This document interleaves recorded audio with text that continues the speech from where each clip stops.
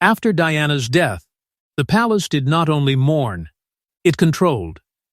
Behind the silence, behind the black dresses and lowered voices, Queen Elizabeth allegedly issued one private command that cut deeper than public disgrace: Camilla was never to touch a certain royal privilege again. In those days, the monarchy felt locked from the inside. Every word was careful. Every step was measured. Grief was no longer just grief, it became protocol. And once grief became protocol, protocol became power. The palace had survived storms before, but Diana's death was different. It did not just shake the public. It shook the private rooms, the quiet corridors, and the people who had spent years believing the crown could control any story if it stayed silent long enough. Camilla stood at the center of that silence, like a name no one wanted to say too loudly. Outside the palace, many saw her as the woman connected to pain, betrayal, and a broken marriage.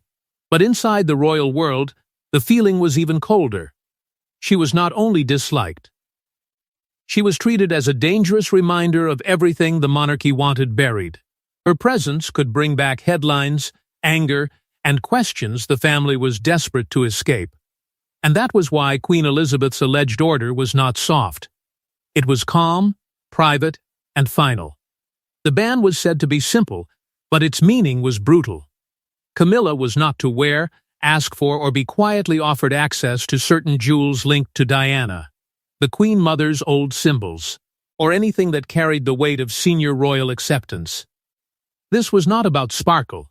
It was not about a necklace, a brooch, or a tiara sitting in a vault.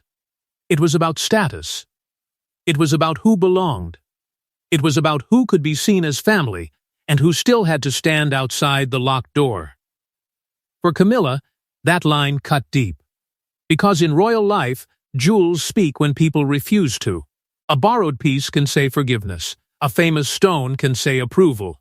A public appearance can turn shame into survival.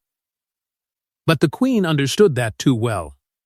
She knew that if Camilla touched the wrong royal privilege too soon, the world would not see grace.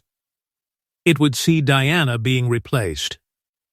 It would see the palace rewarding the woman many blamed for years of heartbreak. Charles could defend Camilla in private. He could insist she mattered. He could push, explain, and wait. But even he could not protect her from his mother's quiet rules. That was his humiliation. The future king could challenge newspapers, advisors, and public anger, but not the woman who still held the keys to royal legitimacy. And that made the forbidden item even more powerful. The very thing Camilla was told she could not have became the thing that proved everything she wanted. Not beauty. Not wealth. Not attention. Legitimacy. Palace insiders would later whisper that the Queen's warning was never really about jewels. It was about memory, loyalty, and Diana's ghost. But the real danger was not the order itself.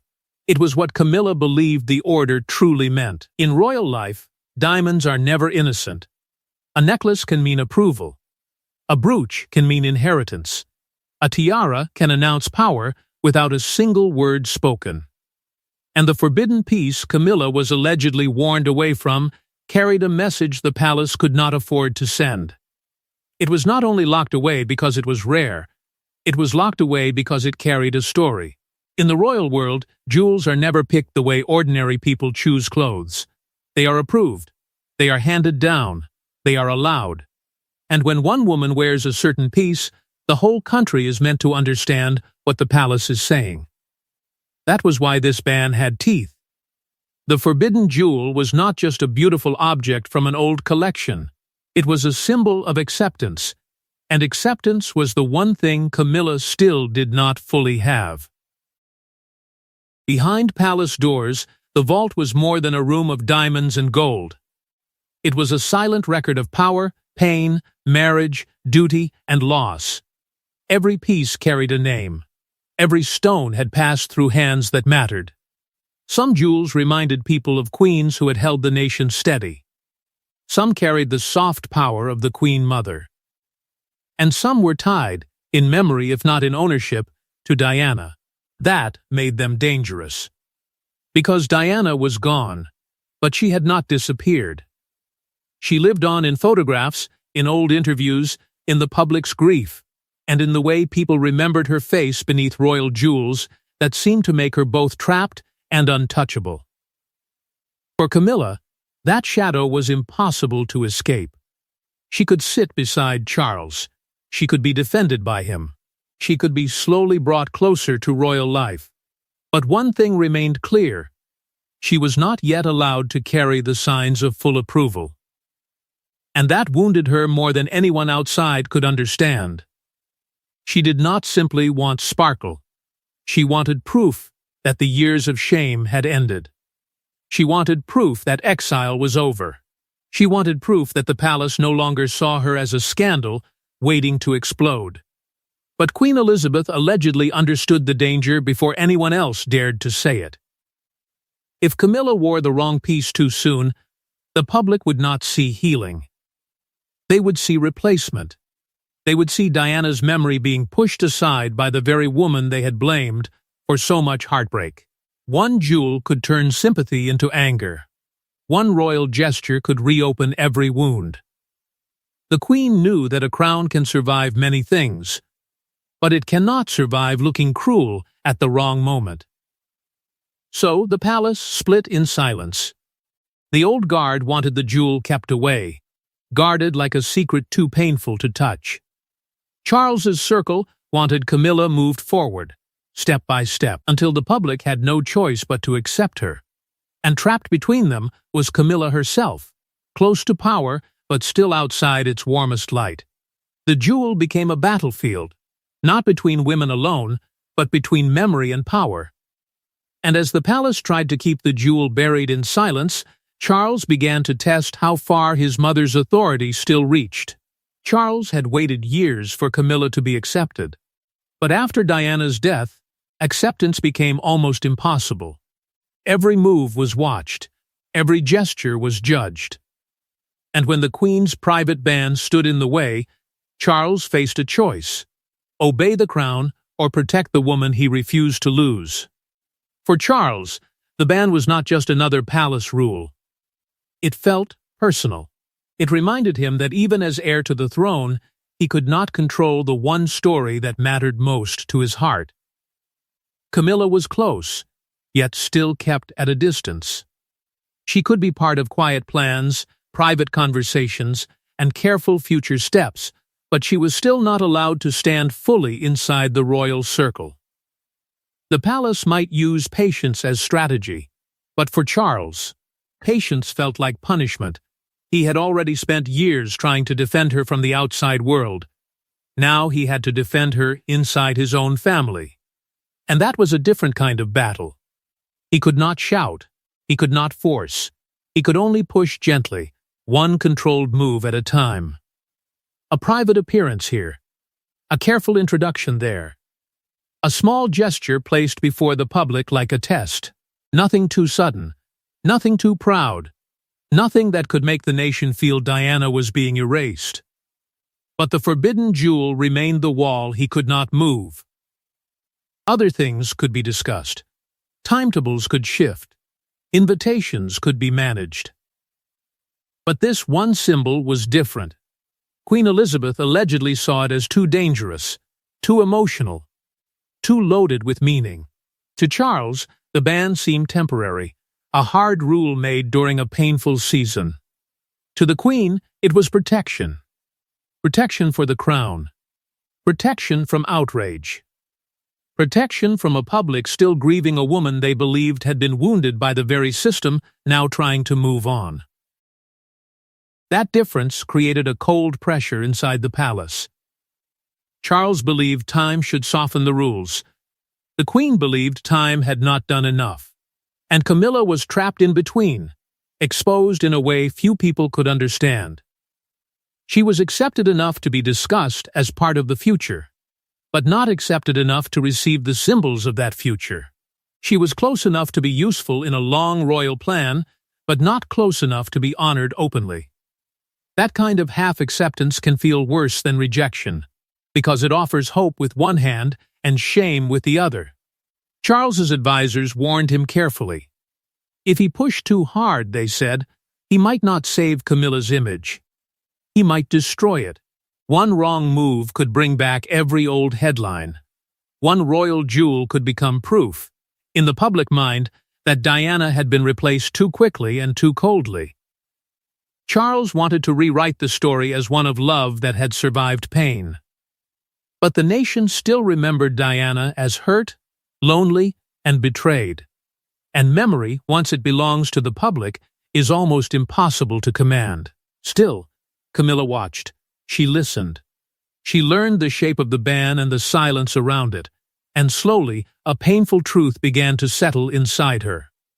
The rule was not only keeping her from a jewel, it was defining her place. It was telling her how far she could rise, how much she could touch, and what parts of royal life were still considered too sacred for her hands. Charles could promise the future, but the Queen still controlled the symbols. And that was where quiet defiance began to grow. Not loudly, not all at once, but deep enough to matter.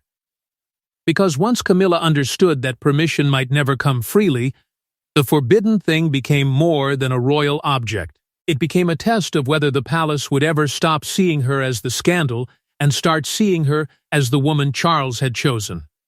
Then came the moment that transformed quiet resentment into a palace crisis no one could openly admit. Camilla did not allegedly storm the vault or demand a crown. That would have been too obvious. Instead, the first attempt came softly, almost politely, hidden inside preparation for a private royal gathering where one jewel, one choice, and one glance could change everything. By then, the pressure inside the palace had become almost unbearable. Charles wanted progress. Camilla wanted proof. The Queen wanted control, and between those three desires sat the forbidden symbol, locked behind rules no one dared to challenge openly. So the move did not come as a demand. It came as a question. A small question. The kind that could be explained away later if anyone became angry. A quiet suggestion passed through the right person, at the right moment, during the careful planning of a royal gathering that was meant to look simple from the outside. The words may have sounded harmless. Something about what would be suitable. Something about what would be appropriate. Something about whether a certain piece might be considered. Just for the occasion. But inside the palace, harmless words can carry sharp edges. The moment the request reached the wrong ears, the air changed. Staff who knew the Queen's private instruction did not need a written order. They already understood. There are some lines in royal life that are not marked with signs, yet everyone knows when they have been crossed. That was what made Camilla's move so dangerous. It was bold, but deniable. If questioned, it could be called a misunderstanding. A wardrobe question. A mistake made by an aide. A simple search for guidance. But the meaning was much heavier than that. The jewel was tied to status. If Camilla wore it, even quietly, even once, it would send a signal that she had moved from outsider to accepted royal woman. It would suggest that the palace had softened, that the old shame had faded, that Diana's shadow no longer controlled the room. But the palace was not ready for that message, and Queen Elizabeth was told almost at once. That alone revealed the truth of royal life. Nothing involving jewels stayed private for long. A necklace could not move without notice. A brooch could not be suggested without someone remembering the rule. A privilege could not be tested without the test reaching the highest level. The Queen's response was not loud. That was what made it colder. There was no public anger, no dramatic fight, no open insult. There was only correction. Firm, clean, final. The answer came back like a locked door: no. Not that piece. Not that message. Not yet. And perhaps, in the Queen's mind, not ever. For Camilla, the humiliation was quiet but deep. She was reminded again that her future was still being managed by people who remembered her past. She could be near Charles, near the palace, near the life she had waited for, but still not free to touch the symbols that proved belonging. The failed attempt did not end the desire. It sharpened it. It taught her that the direct path was guarded, watched, and controlled. So if the front door to royal approval was locked, Camilla began looking for another entrance. The ban had begun as one private command, but now it spread through the palace like a hidden crack in marble. Some believed Camilla had to be restrained for the monarchy to survive. Others believed denying her would keep Diana's tragedy alive forever. At first, it had seemed like one rule about one royal privilege. But inside the palace, nothing stays small for long. A private order became a quiet argument. A quiet argument became a test of loyalty. And soon, people were no longer just talking about jewels. They were talking about the future of the monarchy itself. Every person close to the crown seemed to understand that this was not only about Camilla. It was about Diana's memory, Charles's future, the Queen's authority, and whether the palace could ever move forward without looking heartless. On one side were the protectors of Diana's memory. They believed the monarchy had already taken enough from her. They feared that if Camilla appeared to inherit anything that felt connected to Diana, the public would see it as an insult. A necklace, a brooch, even a quiet royal approval could feel like a wound being opened again. To them, the forbidden jewel had to stay untouched because it stood for something bigger than beauty. It stood for the line between respect and betrayal. On the other side were those who believed Camilla's slow rise could not happen while every powerful symbol remained locked away from her. Charles's circle saw the danger in keeping her half accepted forever. They argued that if Camilla was always treated like a secret, the public would never learn to see her as part of the family. She could not be expected to carry royal duty while being denied royal signs. She could not be asked to stand beside the future king while still being treated like a shadow from his past. And hanging over all of it were William and Harry. Even when they were not in the room, their mother's memory came with them. They represented the deepest wound in the story. They were Diana's sons, and that made every decision heavier. No one wanted to look as if the palace was handing Camilla something that belonged emotionally to the woman they had lost. The Queen understood this. She may have known that Charles's future had to be managed, but she also knew that succession without public trust could become a throne built on sand. That was her dilemma. She could not ignore Charles forever. She could not erase Camilla completely. But she also could not allow one careless symbol to make the monarchy look cruel. In that world, jewels were political weapons because they spoke louder than speeches. They could say, "She is forgiven."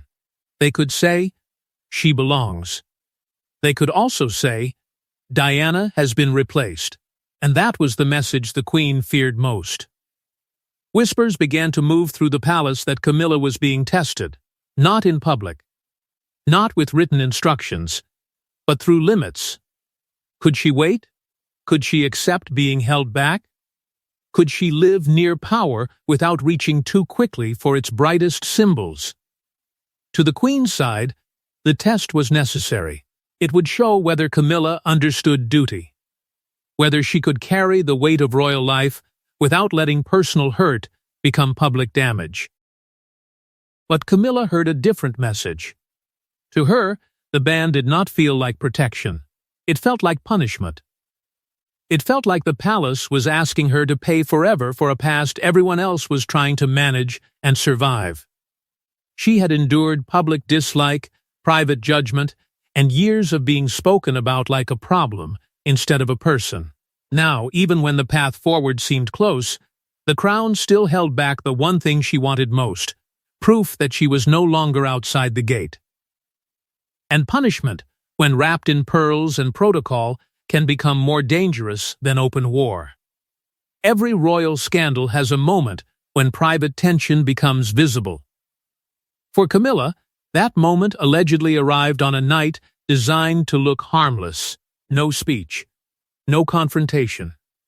Just one appearance, one forbidden echo, and a jewel choice that made the palace go cold. By then, Camilla had learned that direct requests only brought closed doors. The palace could block a name from a list. It could refuse access to a certain piece. It could make sure the vault stayed silent. But what the palace could not fully control was meaning, and meaning, in royal life, could be copied. It could be suggested. It could be worn in a way that did not break the exact rule, but still challenged the spirit of it. That was where the danger began. Camilla did not need the exact forbidden jewel if she could recreate the feeling of it. She did not need to touch the original piece if she could appear with something close enough to make people remember it. A similar shape, a familiar arrangement, a hint of the same royal message. To the public, it might have looked like an elegant choice. To those inside the palace, it allegedly looked like a warning shot. The room did not need to erupt for the damage to be understood. In royal circles, shock often travels in silence. One person notices, then another. A glance becomes a message. A pause becomes confirmation. Those who knew the Queen's instruction would have understood the risk instantly.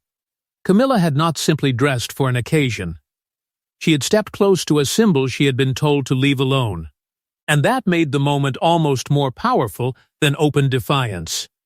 If she had worn the exact band piece, the palace could have called it a breach. It could have acted clearly. But this was more slippery, more careful, more dangerous. Camilla could deny intent. She could say it was only a jewel, only a style, only a harmless choice. But the message beneath it was hard to ignore. She was no longer only asking to be accepted. She was beginning to act as if acceptance was already hers. Charles would have understood both sides of it. Part of him may have felt pride, because Camilla was tired of being treated like a permanent mistake. She had waited, endured, and swallowed years of public judgment. But another part of him would have felt fear. He knew the palace. He knew his mother. And he knew this was not the kind of move he could easily defend. One wrong symbol could undo months of careful repair. One echo of the forbidden could bring Diana's memory rushing back into the center of the story. That was the cruel timing of it. Diana's presence had not faded. Her name still carried emotion. Her pain still shaped how people judged the family. So when Camilla appeared to step near a symbol tied to royal acceptance and old wounds, it did not feel simple. To some, it felt like survival. To others, it felt like trespassing on grief. And when word reached Queen Elizabeth, the meaning was clear. Camilla had moved beyond request. She had moved beyond patience. She was testing the edge of the Queen's command and asking, without saying it aloud, whether the palace still had the power to stop her. The Queen's response would not need to be public. It would not need to be cruel in the open. That was not her way. But inside the palace, everyone knew correction was coming. The next punishment did not come as a public rebuke. It came through silence, distance, and a door quietly closing. Queen Elizabeth rarely needed to raise her voice. In the monarchy, silence could punish harder than shouting. Invitations could vanish. Rooms could change. Names could disappear from plans. And after Camilla allegedly crossed the line, the palace response was colder than anyone expected. The Queen did not move like someone seeking revenge. That would have been too messy, too public, too easy for others to question. She moved like the crown itself. Quiet, steady, almost invisible. There was no angry statement, no sharp comment given to reporters, no open family fight that could feed the newspapers. Instead, the response came through the old royal language of control, the kind that only insiders could fully understand. A plan changed. A place was adjusted. A name was left off one list and added late to another. Nothing looked cruel from the outside, but inside the palace, the message was clear. Camilla had stepped too close, and now the walls were moving back around her. The punishment came through protocol. Invitations that once seemed possible became uncertain. Appearances that might have helped soften her image became delayed or reduced. Access became tighter.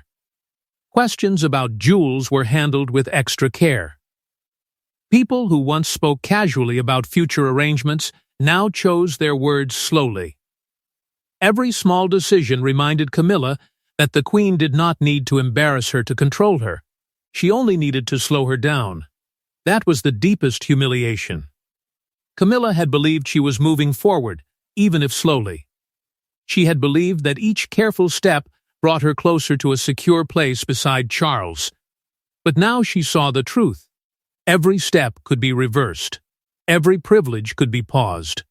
Every sign of acceptance could be pulled back before it became permanent. She was close to royal power, but she was not safe inside it. She was near the center, yet still treated as someone who had to be watched. Charles was furious, but trapped. He could feel the insult. He could see what it did to Camilla. But if he challenged the queen openly, he would create the very scandal he had spent years trying to avoid. He could not appear to fight his mother over jewels while the country still carried Diana's pain. He could not turn Camilla's frustration into a public battle without making her look ambitious, impatient, and cold. So he stayed caught between anger and duty, between love and the crown, between the woman he wanted to protect and the mother whose approval still ruled the royal world. Inside the palace, staff were allegedly warned to make sure no similar mistake happened again. The forbidden peace was no longer just forbidden by memory. It became guarded by process. Some whispered it had been moved, logged with extra care, or placed beyond casual request, as if the jewel itself had become too dangerous to sit quietly among the others. It was not only a treasure anymore. It was evidence of a line Camilla had tried to blur. And for Camilla, the lesson was sharp. Emotional defiance would not win against a system built on patience. If she reached too quickly, the palace would close ranks. If she pushed too openly, the queen would answer without ever saying her name. So Camilla began to understand the cruel rhythm of royal survival. Not every battle could be fought in the moment. Not every insult could be answered with pride. Sometimes the only way forward was to swallow the shame, study the rules, and wait for the people enforcing them to run out of time. But the queen's silence did not destroy Camilla's ambition. It taught her how to wait. Camilla had tried to force a symbol, but the monarchy does not reward impatience. It absorbs it. It buries it. It waits until the public forgets the wound, then calls the scar tradition. And slowly, Camilla began to understand the cruelest royal rule of all. The rule was simple, but painful. Royal acceptance could not be grabbed in one bold moment. It had to be earned through silence, patience, and obedience. Camilla had learned that the palace did not move because someone wanted justice. It moved when the crown decided the risk was low enough. That truth changed her. The woman who had once tried to test the edge of the queen's command now began to study the system more carefully. She saw that anger would only make her look guilty. Hurt would only make her look weak. Defiance would only prove to the old guard that she could not be trusted. So Camilla adjusted, not because the pain disappeared, but because she understood that survival inside the monarchy meant hiding the wound while still walking forward. She stopped reaching too openly. She stopped expecting one gesture to change everything. Instead, she began to accept the slow road. A small public step, a quiet duty, a controlled appearance, a careful smile. Each one was tiny by itself, but together they began to build the thing she had been denied. A place that could not be easily taken away. Still, The forbidden jewel remained important because it had exposed the truth of the palace. It showed who had power and who only stood near it. It showed that love from Charles was not the same as approval from the crown. It showed that Camilla could be chosen by a prince and still rejected by the symbols that made royal life feel real. That was the emotional hierarchy she had been forced to face. The queen did not need to defeat her. She only needed to remind her who controlled the gates. And Queen Elizabeth, in this story, was not defeated either.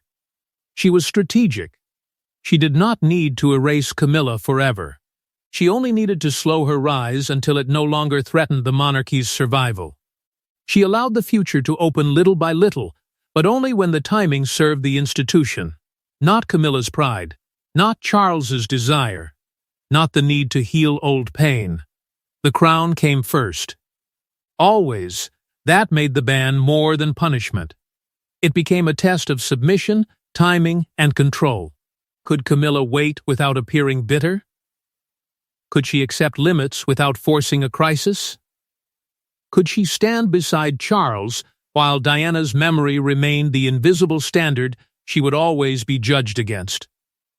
Because even as the years passed, Diana did not vanish from the story.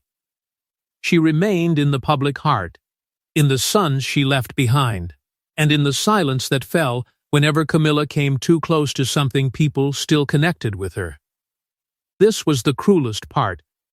Camilla might gain rooms, titles, jewels, and a place beside the man she had loved for years. But she could never gain a clean beginning. Her rise would always carry the shadow of what came before.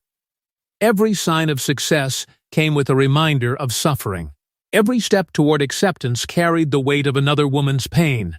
And perhaps that was the greatest punishment of all. Not being denied one object. Not being blocked from one royal privilege, but being forced to earn legitimacy from inside the shadow of the woman she replaced. And when the final chapter came, the question was no longer whether Camilla had won, but what that victory had cost. Years later, Camilla would stand closer to the crown than anyone once believed possible. But hidden beneath the jewels, titles, and carefully managed smiles was the memory of that first forbidden act. The moment she learned that royal power always comes with a price. By then, the story had changed on the surface. The anger had softened. The headlines had shifted. The palace had found new language, new timing, and new ways to present what once seemed impossible. Camilla was no longer kept only in the shadows of private rooms and careful plans. She was moving through royal life with more confidence, more access, and more protection than she had ever been allowed before. But the old wound had not vanished. It had simply been covered with ceremony. That was the strange victory of the crown. It could turn pain into tradition if given enough time. It could take a woman once treated as a scandal and slowly place her near the highest seat in the kingdom. But it could not erase the cost. Every jewel Camilla wore after that carried two meanings. On one side, it looked like acceptance. On the other, it felt like a warning. The palace was saying she had been allowed in, but only after learning the rules. Only after waiting. Only after understanding that royal symbols were never hers to take. They had to be granted. And that was what made the forbidden jewel so powerful. It was not just a missing piece from a royal collection. It was the reminder of the line she once tried to cross, a line drawn by Queen Elizabeth in silence, guarded by staff, shaped by Diana's memory, and enforced by the cold hand of protocol.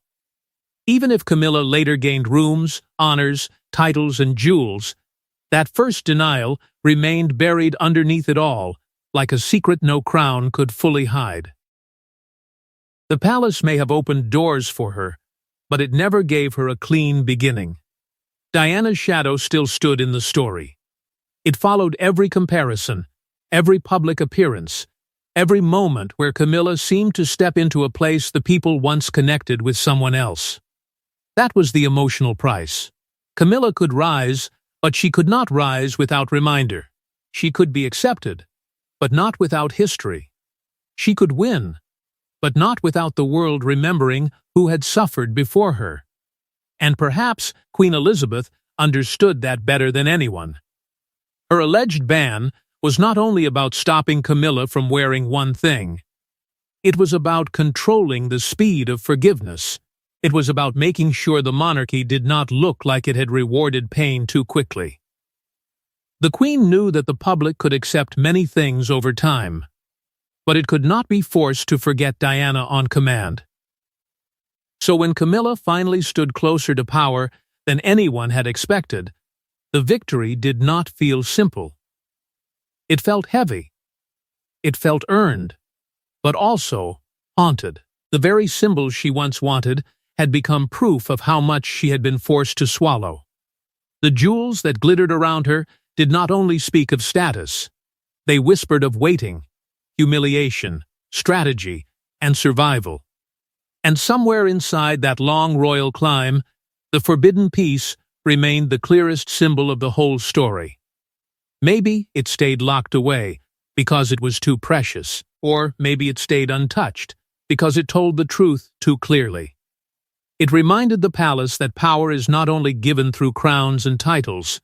Sometimes, power is shown by what is denied, what is delayed, and what is kept out of reach until the person asking has learned to obey.